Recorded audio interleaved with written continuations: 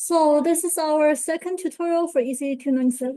We are still going to be covering SDL.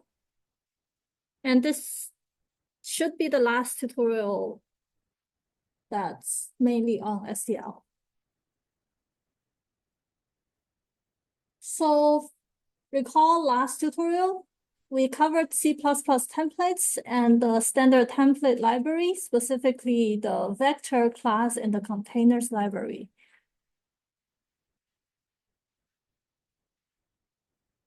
And today we are going to go through what is an iterator, what operations can I perform on an iterator, and how are lists different from the vector class with respect to iterators. First, what is an iterator? It identifies an element in a container. So basically it points to an element in the container, which is similar to a vector. An iterator allows us to access an element in the container by dereferencing, also similar to a pointer.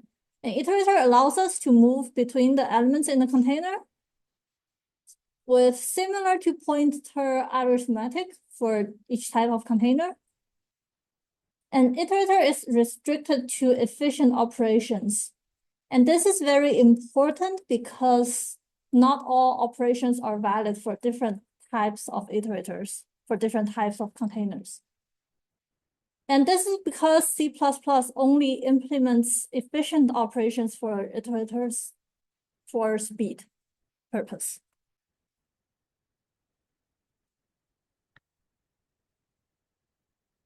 For something like array and vectors, we can always access any element using the operator square bracket, using an index. Why not just use that? So the operator square bracket implies random access. By random access, we mean that given the address of the 0th index in the array, we increment the address by the index to access each element in the array. But not all data structures support random access. Like linked list can only go backward or forward once for a time. In the SDL, all containers have iterators defined. So that's one advantage over using the operator square bracket. All of the iterators for each container have different types. Vector integer iterator and vector float iterator are of different types. And list iterator also is a different type.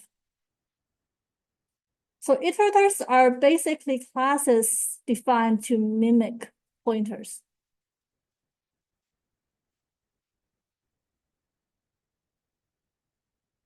If we look at the vector functions, we have already covered accessing and modifying using the operator square bracket.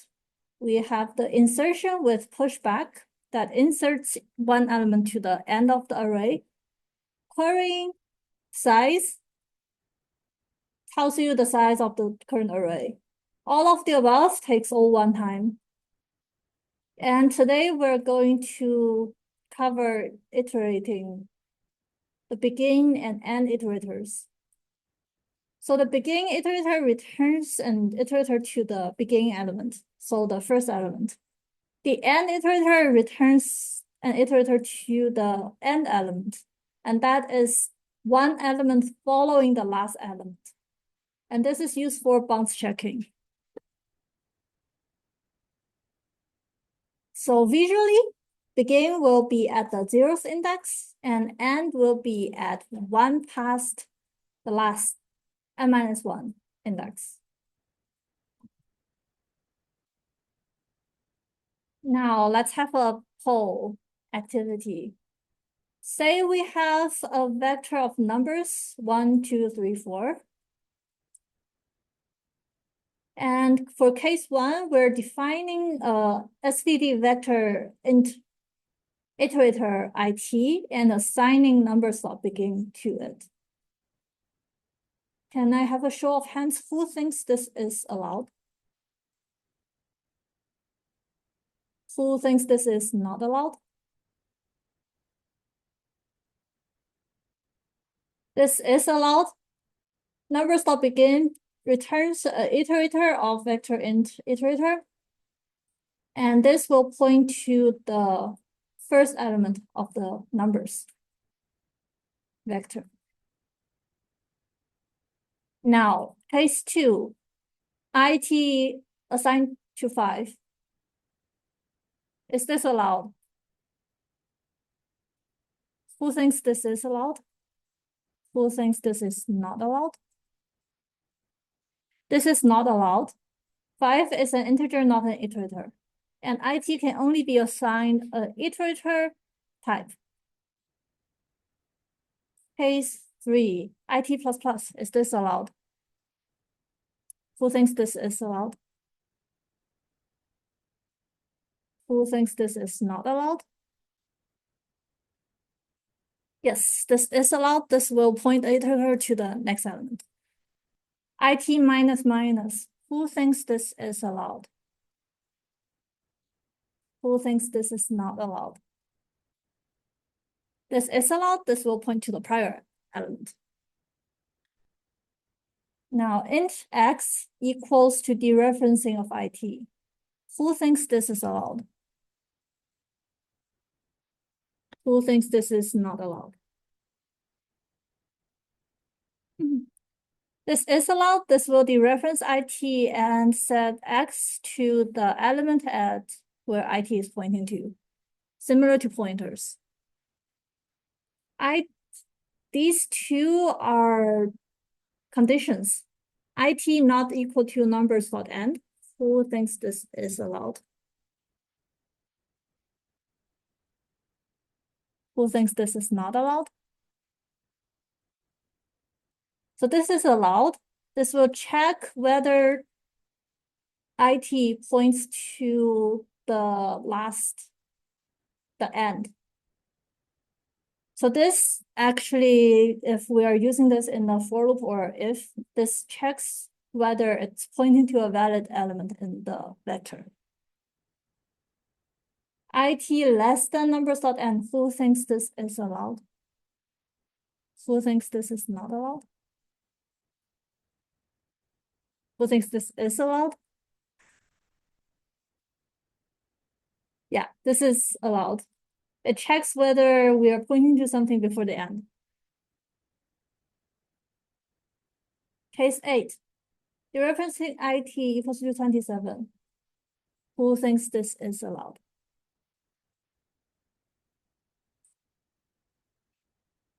Who thinks this is not allowed? This is allowed. This will dereference IT and modify the element at IT 227. Similar to pointers, again. IT equals number stop begin plus 2. Who thinks this is allowed? Who thinks this is not allowed? This is actually allowed only for random access, only for containers that are random access defined. So this will get the iterator at the beginning and then move it backwards by 2. So it will then point to the third element.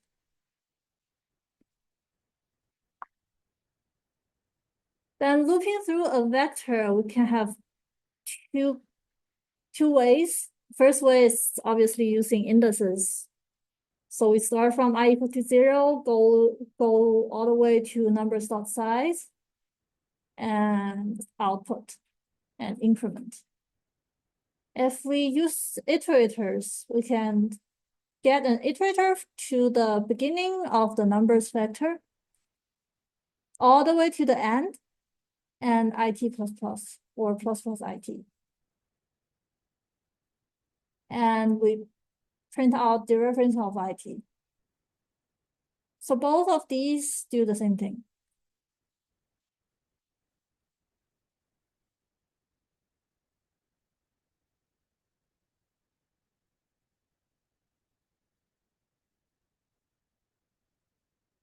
Now let's consider the first exercise for this tutorial.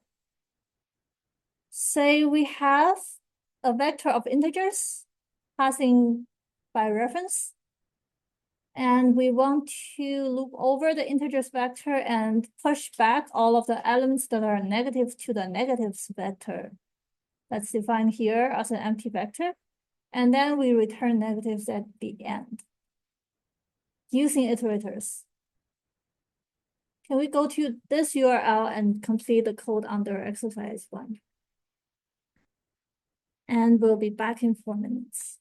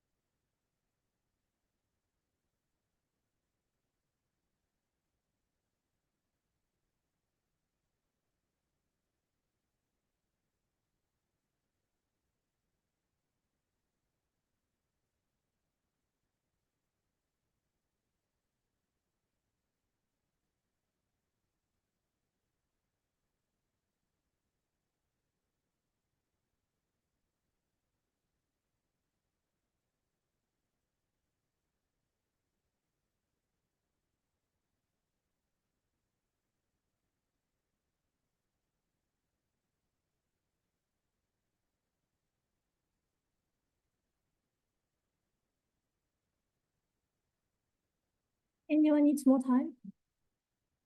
Need more time?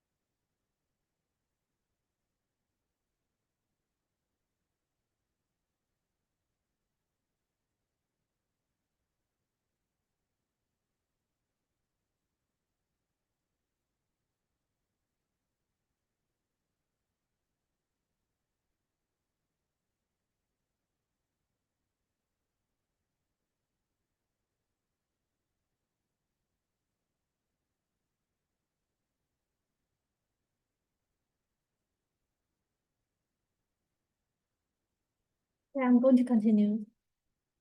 It's okay. Okay.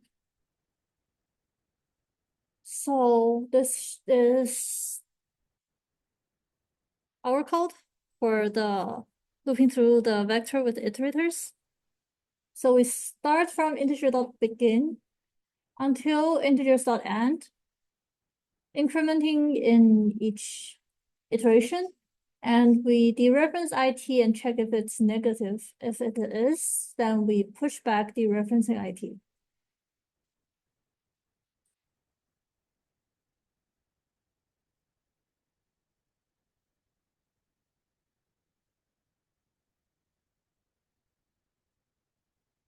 It's okay.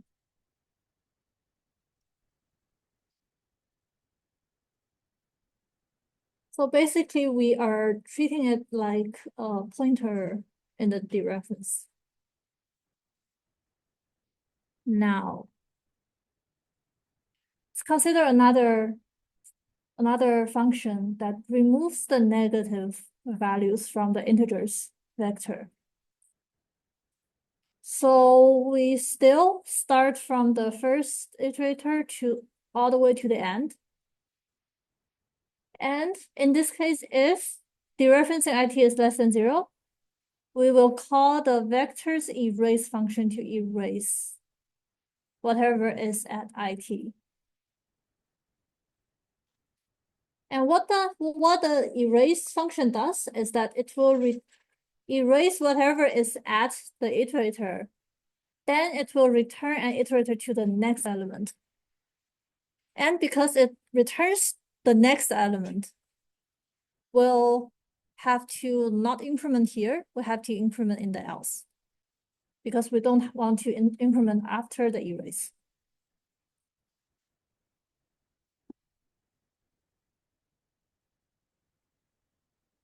So what the erase function does is that we have the process elements, we have the unprocessed elements, and we have the iterator here that is a negative value. We call erase. The process elements will be kept the same. Then we will be copying over all of the unprocessed elements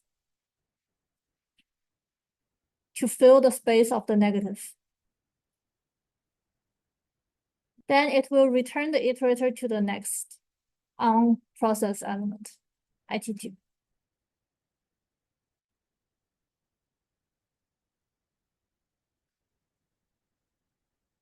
So the erase complexity is then O(n), because you need to do n times copying over the unprocessed elements. Now, given the complexity of erase to be O of n, what is the complexity of remove negatives?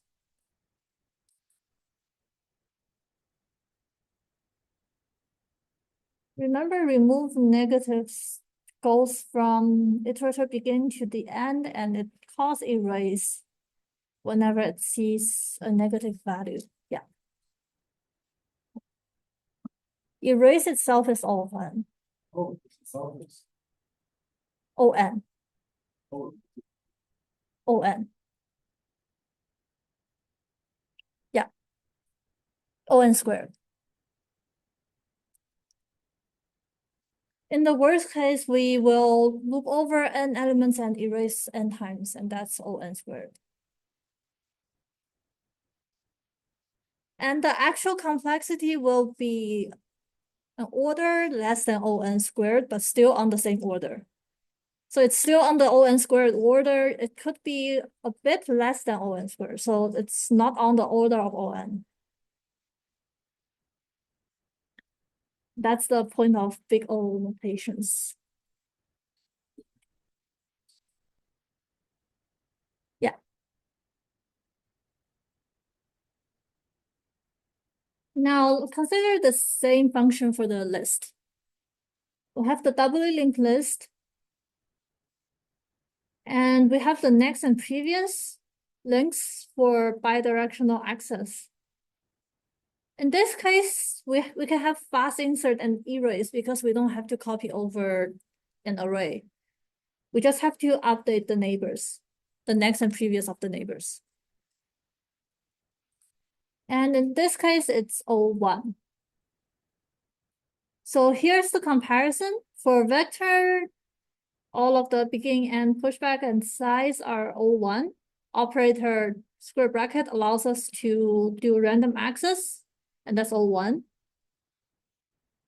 Erase and insert are ON, given an iterator, because we have to copy over arrays.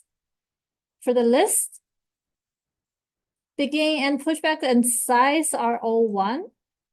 Operator square bracket is not available because the random access is not available. Erase and insert are all ones. It's bidirectional. It can do plus plus minus minus. IT plus 5 is not allowed because the random access is not allowed.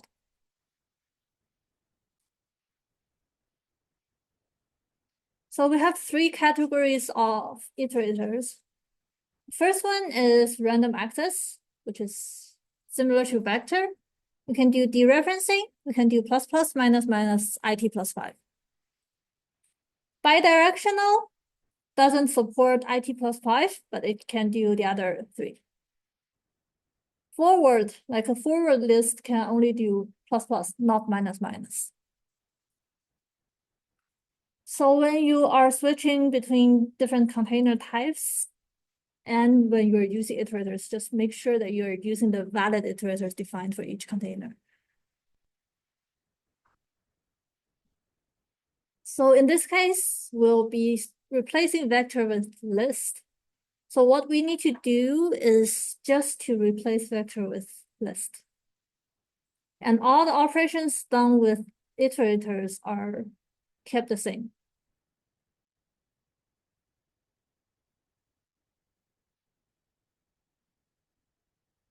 So because of iterators, we can quickly switch from vector to list or any other container in the STL. And this is why iterators are so useful, because the syntax for iterators are kept the same for all of the containers in the STL. And with list, remove negatives as ON instead of ON squared. And just be careful. Note that not all code works interchangeably with all containers because of the random access and forward and bidirectional iterator types.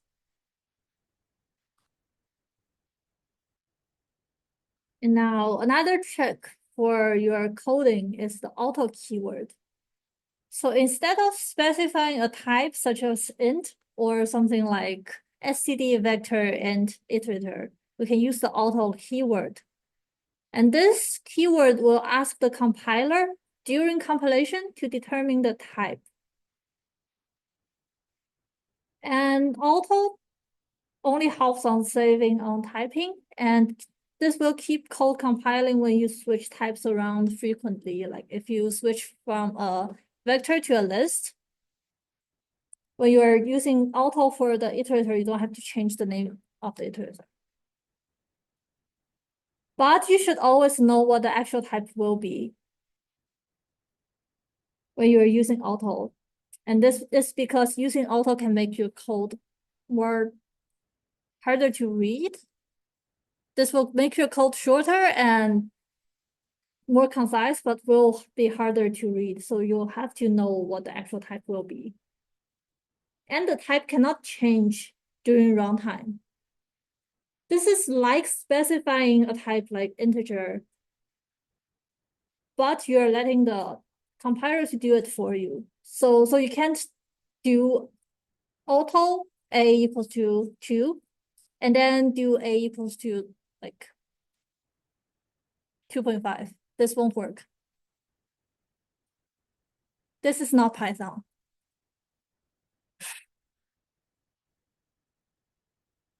Simplifying iterator code with auto, we can then do, instead of std vector and iterator IT, we can do auto IT. And this will shorten the for loop code for a lot. It's good. Now, Simpler still, we have the range-based for.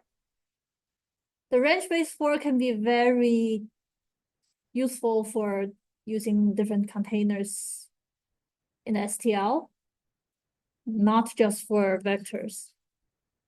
So what this does is that we have the for loop. We have the auto type that's a reference because of the %.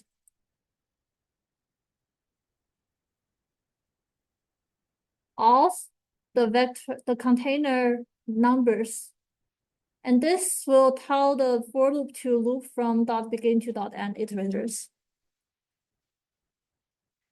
In each iteration, it will put whatever that iterator is pointing to, dereference it, and call it item. So just keep in mind that items is already dereferenced. So you can directly access item without dereferencing it in the for loop.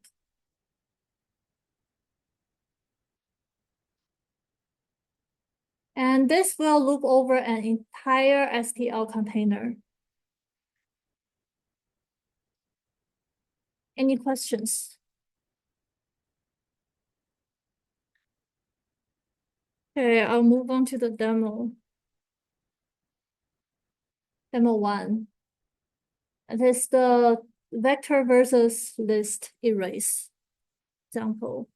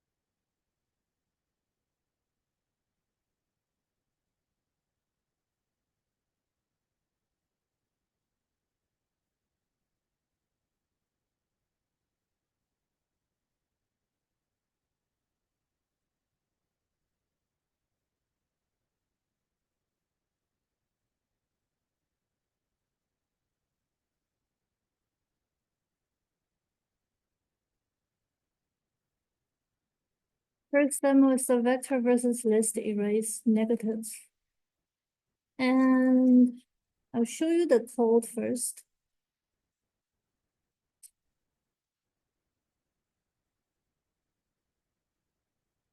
So we have two programs. One is using list and one is using vectors. We define a list or vector of size n and a large N. And we load it with random integers. Then we do the remove negatives. All of the code are the same except for the container name.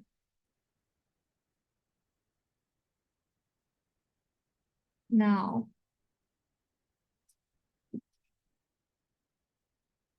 do a make with the release configuration. And this will compile both programs, and then I'll do a time.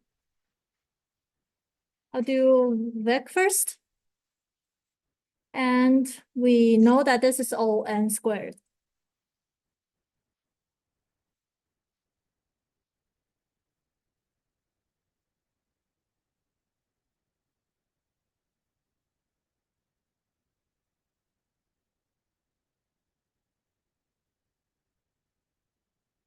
Still running.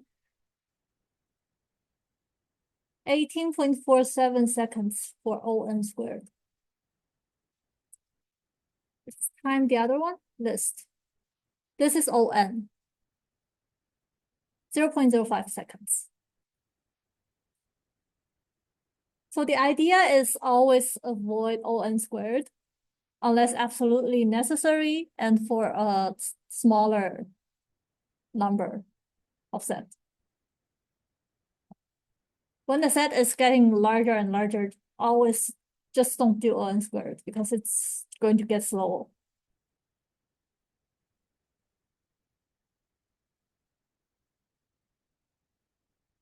Yeah, and that's it for the first demo.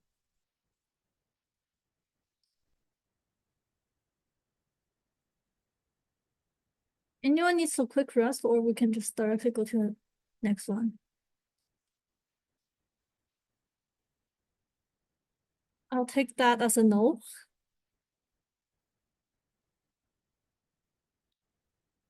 Okay. Other containers in the STL. We'll be talking about what is an associative container.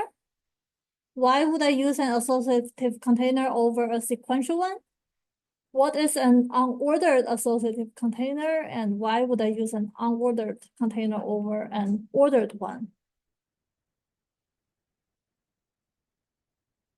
Say we have a vector. How can we find the value in the vector? The first option, the most intuitive option, is to use find, which has O(n) complexity that goes from the beginning to the end, and it will stop when it finds the value. And this is how you would call the find helper function in the STL that's already implemented for you.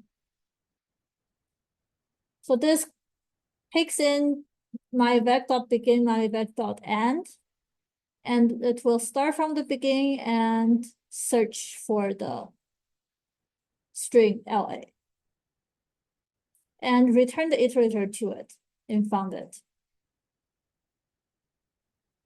Another option is to sort the container and then search efficiently using binary search.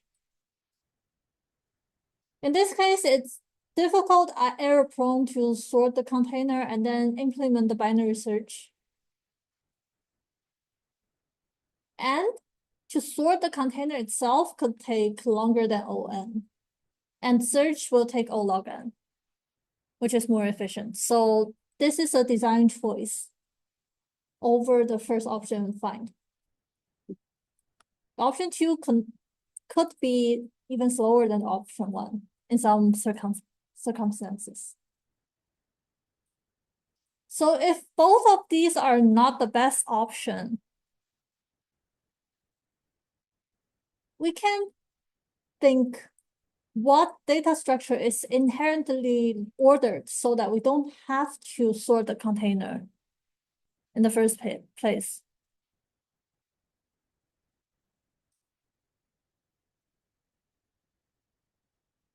Hash maps are not ordered. Binary search tree is ordered. And in the STL, it's implemented in the map container. So an STD map is a binary search tree. So it's and it has the self-balancing feature implemented so that it's guaranteed to have a log n for find, insert, and erase. It uses the STD pair class to store its values. So a pair will contain the first element is the key, the second element is the value. And it will sort based on the key. One example is the domain name lookup that your browser will use when you type in a URL to some website. So when you type in a URL to some website and you hit enter, your browser will first ask the domain name server, and given this URL as a string, can you tell me the corresponding IP address I'm going to? So inside the domain name server, it has a binary search tree that has the domain name as a string and the value as an integer. So the pair is string int.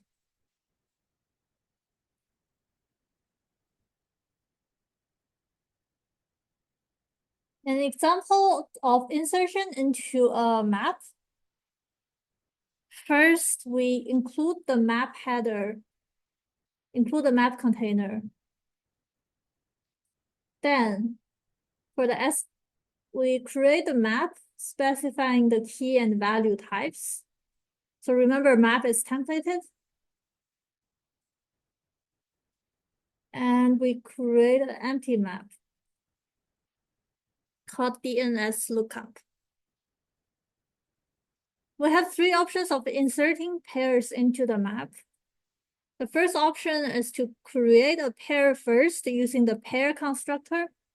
So we template the pair with string and int, call it Google, and pass in the google.com as the key and the IP address as the value.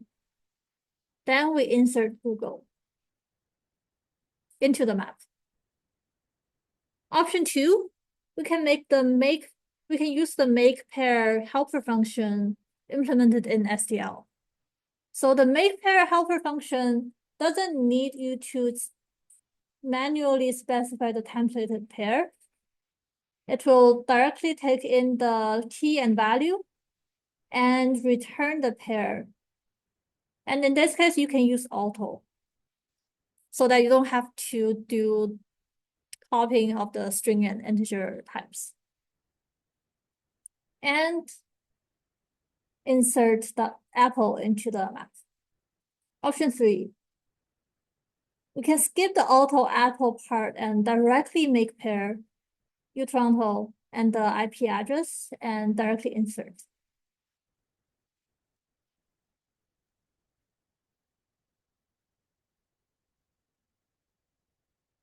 After inserting the library into the map, how are we doing the search? What would we use to search, the key or the value? The key. So we're passing in the string to do the search. How do you check if the key was found?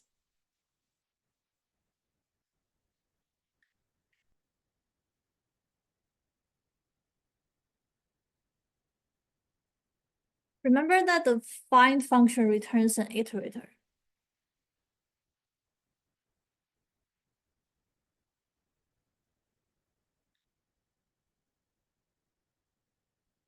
Yeah.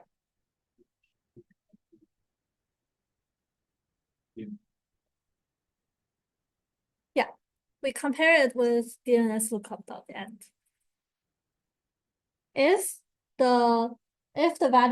If the key is found, it will return something that's not DNS lookup.end. And in this case, we can dereference it and output its value and do whatever you want with it. And if it's not found, it will return DNS lookup.end, and then we can just say not found, Microsoft.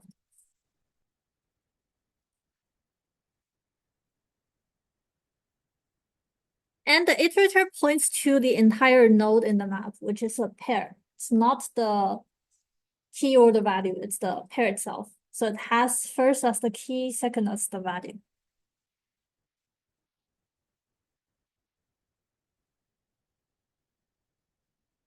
Now iterating over an STD map.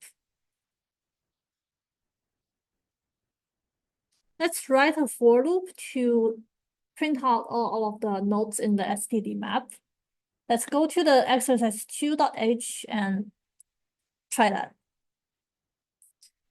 So we want to loop through the binary search tree using iterators.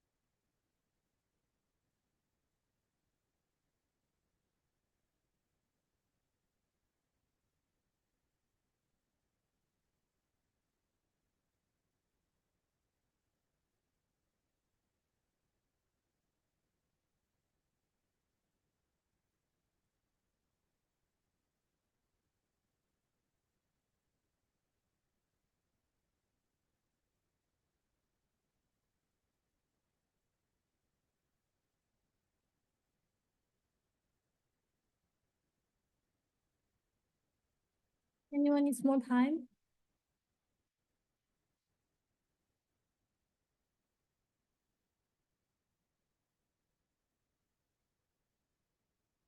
We'll pick that as no.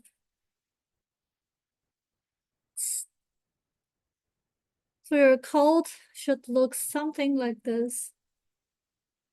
For loop, we use the auto keyword to save typing the map type. Iterator. IT equals to DNS lookup.begin. IT not equal to DNS lookup.end and plus plus IT or IT plus plus. Then inside we see out IT dereferencing first, IT dereference second.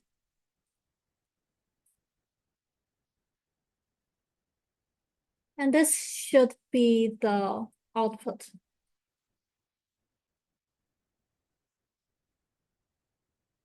You should already notice that the output is actually already sorted. Even if your insert is not sorted, the output is already sorted. And this is because the iterator advances as an in-order traversal of the binary search tree. And in-order traversal, as you should still remember, it's left, center, right. So left is always less than the center, center is always less than the right. And when we do IT equal to mymap.begin, not equal to mymap.end plus plus IT, we're doing from the leftmost node, which is mymap.begin, we are incrementing in in-order traversal fashion. So 1, 2, 3, 4, 5, 6. And we stop when we see 1 past 6, which is mymap.end.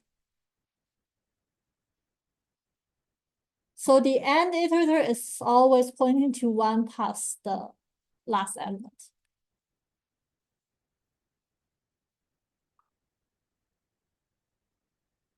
And find will return the iterator to whichever element it's found, or to end if it's not found.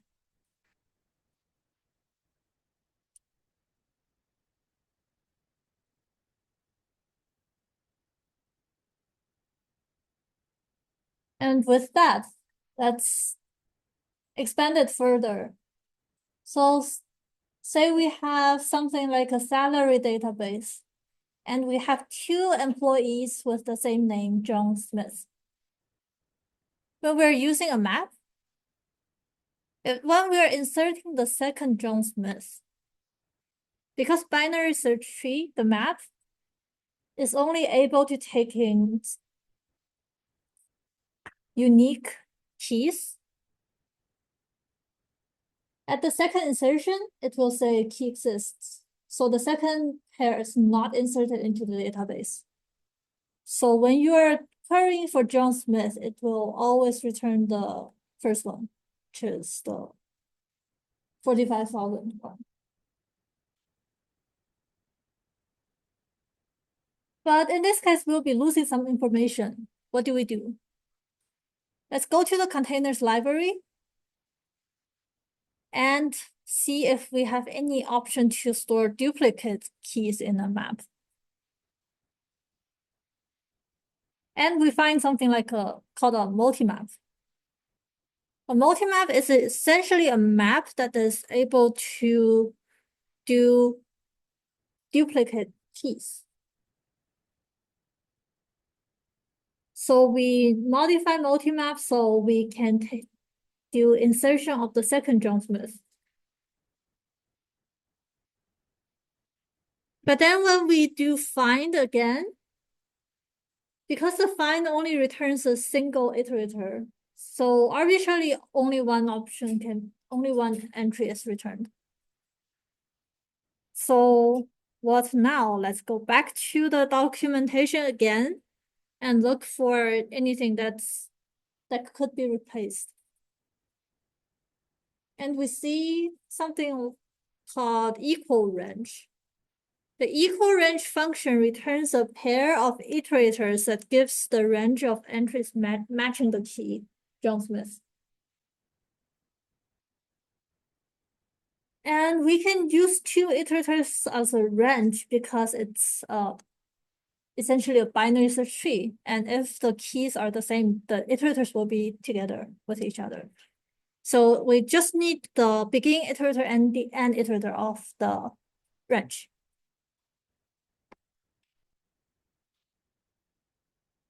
So then we just take in the range and we start from the first iterator and we end before the second iterator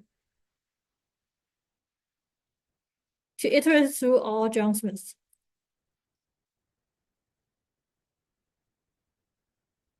Visually, this is what equal range returns.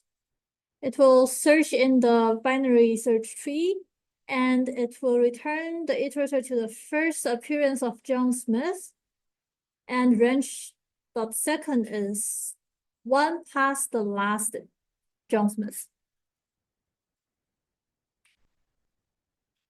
So beginning and end for any range are usually just beginning points to the first, end points to one past the last.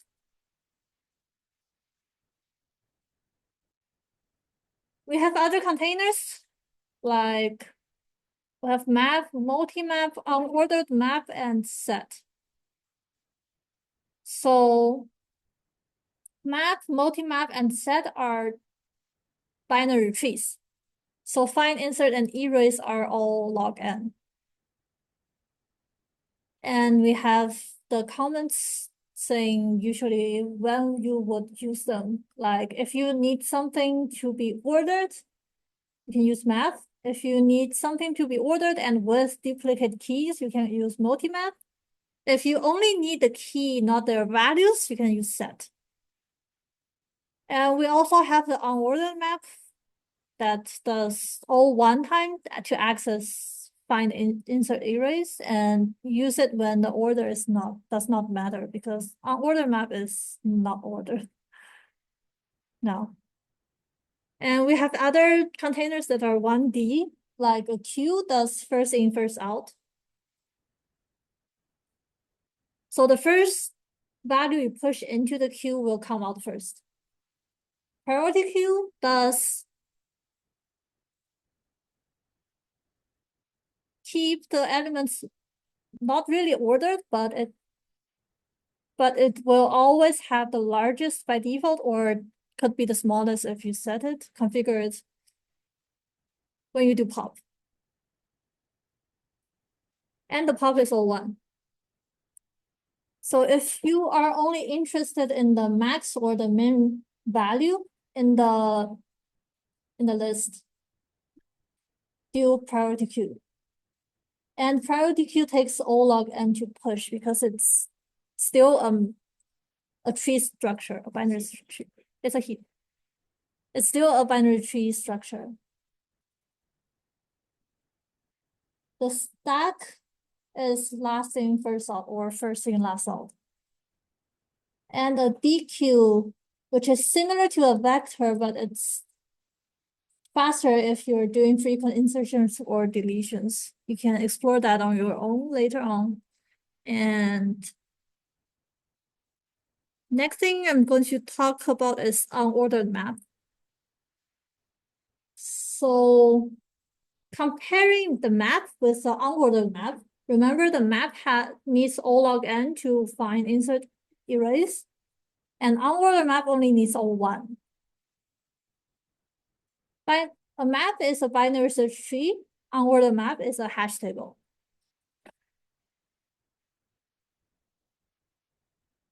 So a map can be used if the key type has the operator less than defined or whichever comparison operator you define it to be. The unordered map can be used if the key type has the hash key type defined in the STL. That's a hash function. So unordered map is not sorted in any ways. Even if you query it, even if you try to sort it, you won't be able to do it. Because that's just how the hash table is defined. But if you don't need it sorted, if you just need to query and store and stuff, onward map is a very good choice because it's fast enough. Now, for this course, because the SDL is massive, we can't teach it all to you, but it is and will be very useful in both your project and potential projects in the future. And we expect that you're able to go into c++reference.com or any online resources to find whatever is useful for you in the SDL. And for the second demo, I'll go through the map versus unordered map.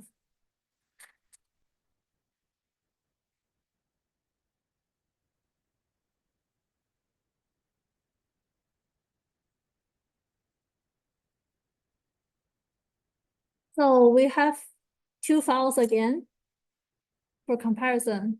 One with map, one with unordered map. We have the same number of elements, and we do the same population and random search on both. So it's the same code, except it's one defined as a map, one is defined as an unordered map.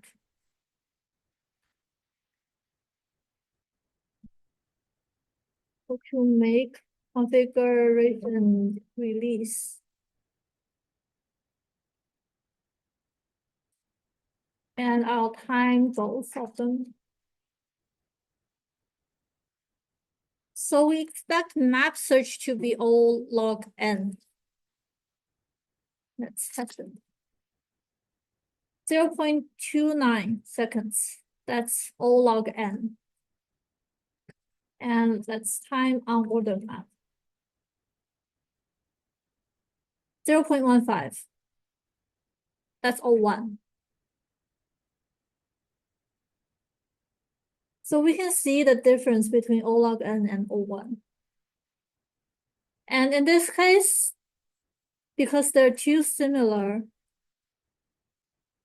the majority of this 0.15 could be actually hardware setup time and overheads.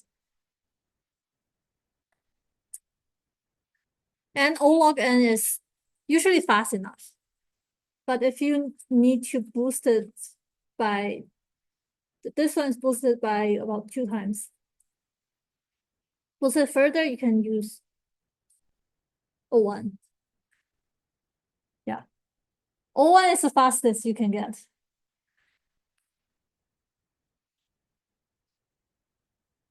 Now, the last presentation of today is STL algorithms. So we covered STL container library. This is the algorithm library. We'll be talking about what kind of algorithms are provided by the STL.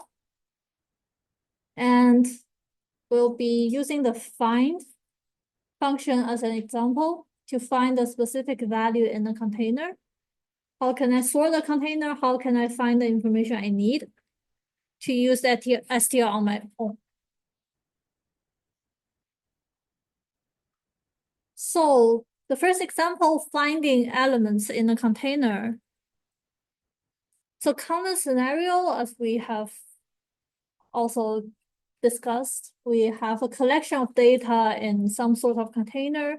You need to find a specific value in the collection. The first option is to write a for loop to go through each element by brute force. And on each iteration, compare the current value with what you're searching for and finish when you have found the element, and that is ON. Option 2, you could use std find.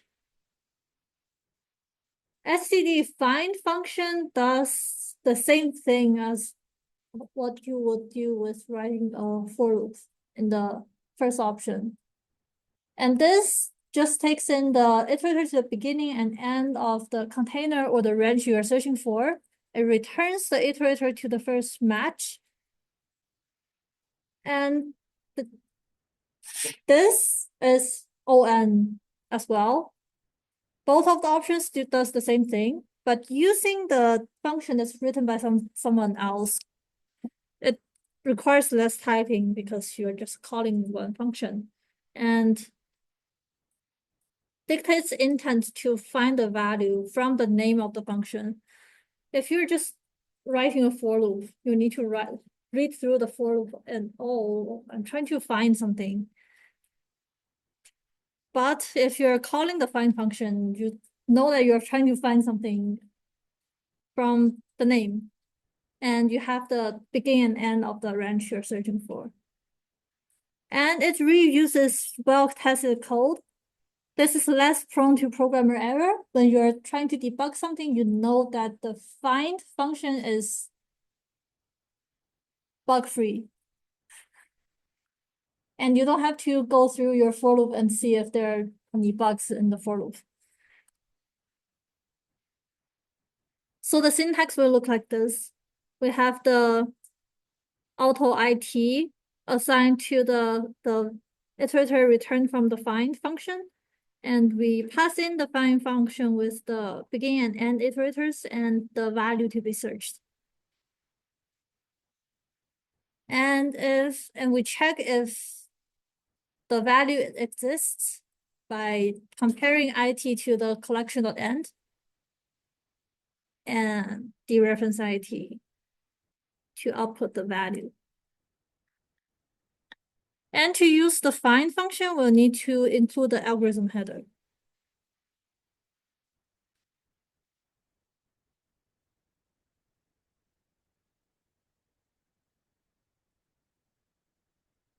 Now let's do exercise 3. Using the std find and iterators, ensure that in the collection vector, only the first element is 1. So what you should do is first check if the first element is 1. Second, check if the remaining elements have no ones in them. And let's go to exercise 3 and complete the code. We'll be back in 6 minutes.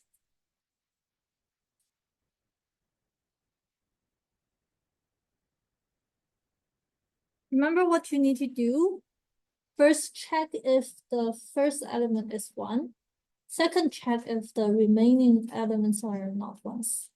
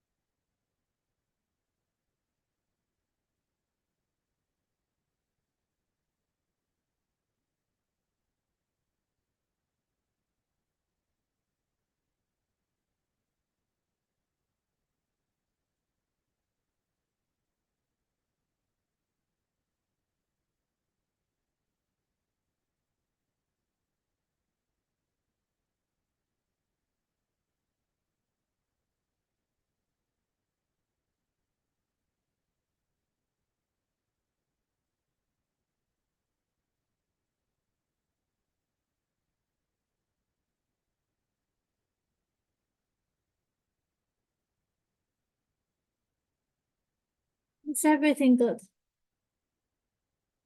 Okay. So this is the code. The first thing we want to check is the first element. So we save the first element. Next, we search from the second element to the end. So first element plus 1 to the end for 1. And the condition for true is only if dereferencing the first element, that's 1. And IT return from find is equal to the end of the collection.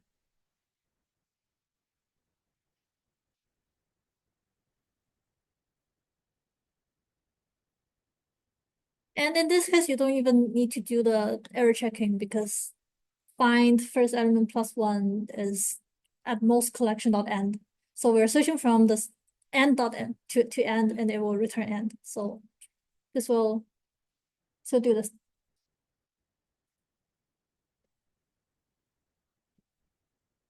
And we have some other functions from the include algorithm library. We have the min, the max, the sort that can sort a range into ascending order. We have the find. We have the swap and count that counts the number of elements of a given value in the range. And menu and more. And all are templated.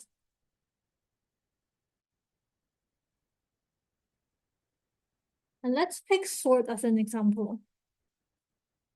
So go online to c++.com or anything or Google and find the sort function and see if you can answer these questions. Say we're using the simplest call to sort. How many arguments does it accept and what are they?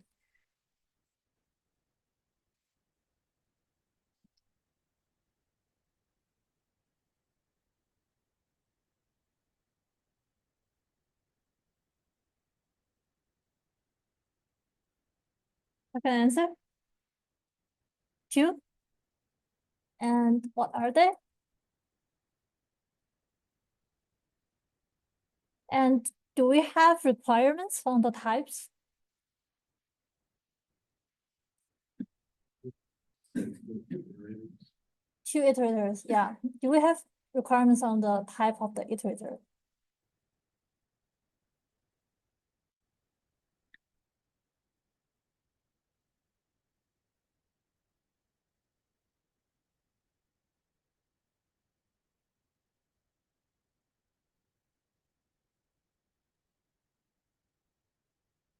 Remember the types of iterators are random access iterators, bidirectional, and forward.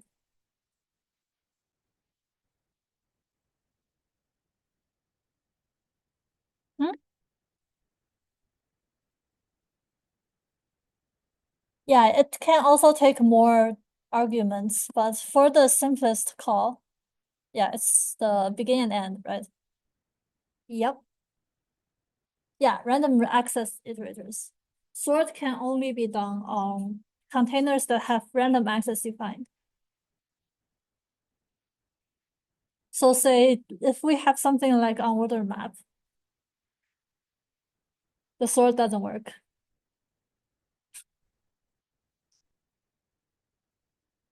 How are the elements compared by default?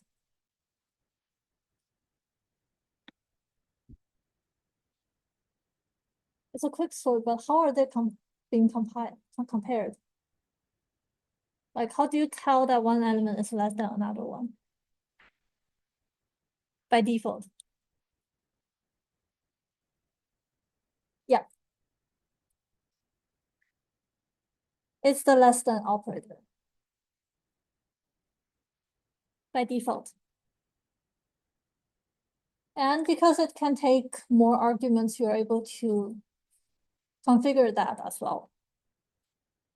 And what is the complexity? And log n. That's a complexity of pixel.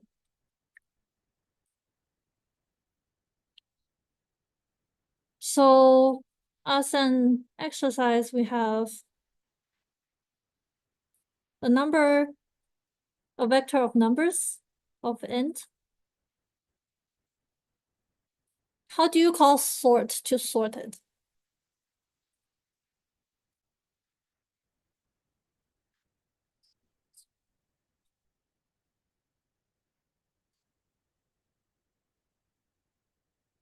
Yeah, SCD sorts numbers of begin, numbers of n.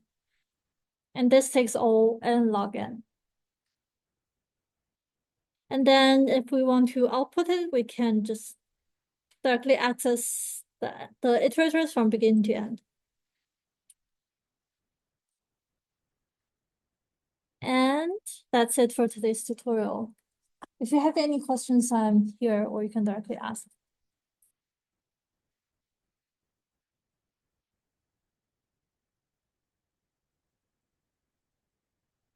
Yeah, that's it. You're good to go if you don't have any questions.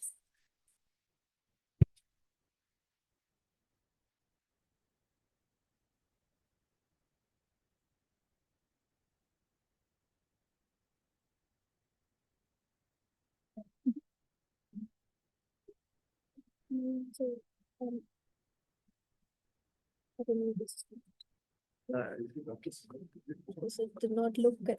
Yeah. Was there two columns? This one, yeah.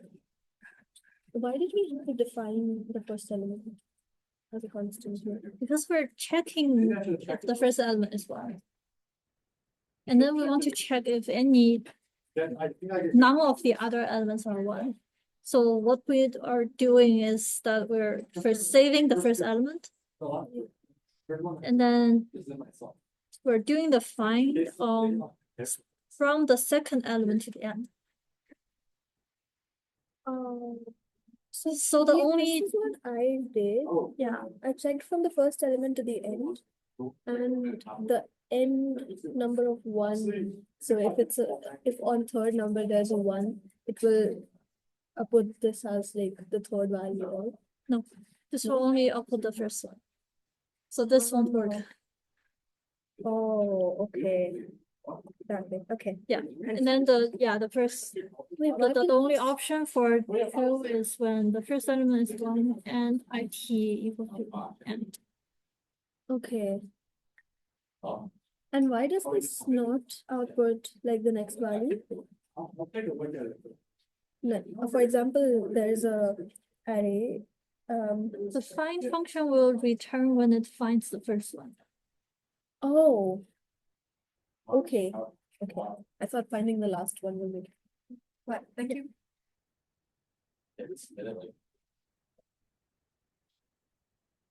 Oh.